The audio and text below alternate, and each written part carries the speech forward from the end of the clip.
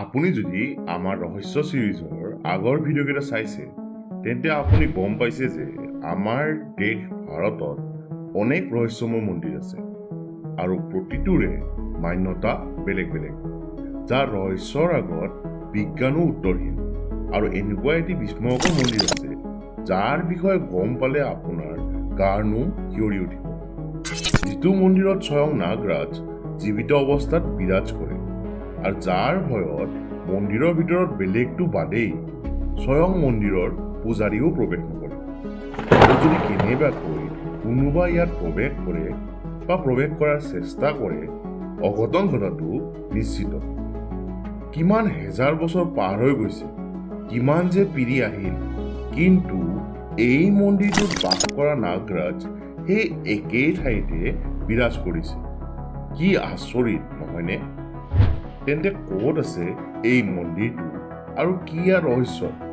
জানিবলৈ বলক আমাৰ ৰহস্য সিৰিজৰ আজিৰ খণ্ডটো আৰম্ভ কৰোঁ।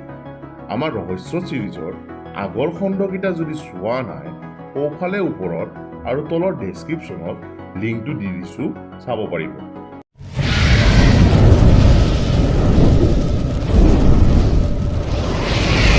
দ্য ডাৰ্ক ট্ৰাইব, জ্ঞাত বিষয়বোৰৰ অজ্ঞাত তথ্য।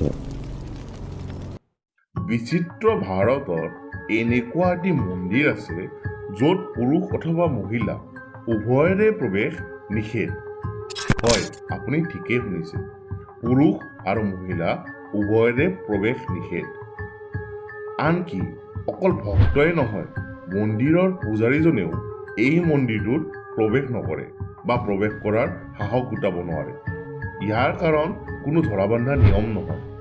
ইয়াৰ পিছত থকা কাৰণটো হৈছে প্ৰভুৰ প্ৰতি থকা সন্মান তথা ভয়।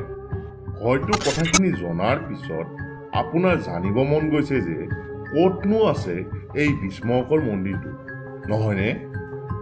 উত্তৰাখণ্ডৰ চামোলি জিলাৰ দেৱাল ব্লকৰ অন্তৰ্গত ৱান নামৰ ঠাই টুকুৰাত এই মন্দিৰটো আছে। নাম লাটু দেৱতাৰ মন্দিৰ। এই মন্দিৰটোত লাটু দেৱতাক পূজা অৰ্চনা কৰা হয় আৰু মান্যতা অনুসৰি লাটু দেৱতা এই মন্দিৰটোত নাগৰাজ ৰূপত বাস কৰে। এতিয়া হয়তো আপোনাৰ মনত প্ৰশ্ন উদয় হৈছে যে লাটু দেৱতা কোন হয়? দৰাচলতে লাটু দেৱতা উত্তৰাখণ্ডৰ আৰাধ্য দেৱী নন্দা দেৱীৰ ধৰ্মীয় ভাতৃ আৰু দেৱী নন্দা মা পাৰ্বতীৰে এটি ৰূপ। আৰু এই নাগৰূপী লাটু দেৱতাই তেওঁৰ ভগ্নী মা নন্দাৰূপী দেৱী মা পাৰ্বতীৰ উত্তৰাখণ্ডৰ বান ঠাইটুকুৰাৰ পৰা প্ৰসিদ্ধ হেমকুণ্ডলৈ সুৰক্ষা প্ৰদান কৰে। প্ৰসিদ্ধ লাটু দেৱতাৰ মন্দিৰটোৰ প্ৰৱেশ দুৱাৰ বছৰত এবাৰে খোলা হয় আৰু সেই দিনটো হৈছে বহাগ মাহৰ পূৰ্ণিমাৰ দিনটো। মান্যতা অনুসৰি নাগৰাজ স্বয়ং এই মন্দিৰটোত তেওঁৰ নাগমণিৰ সৈতে বাস কৰে।